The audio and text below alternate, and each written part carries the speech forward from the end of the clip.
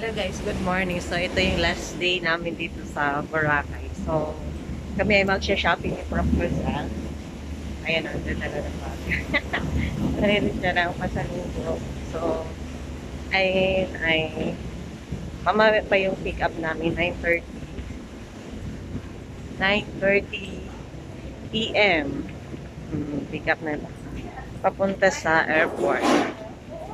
Sila ay nandito yung mga 60 nating taga Iloilo.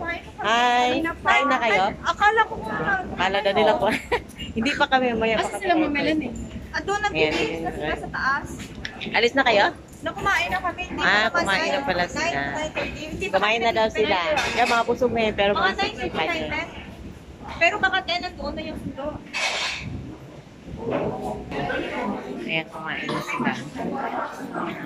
Andi din yan. Ayun pala yung laho.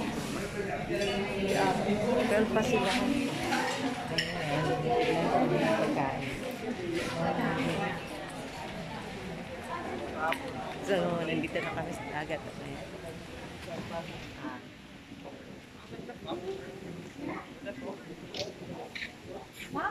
Bigay pa rin namin sa dito.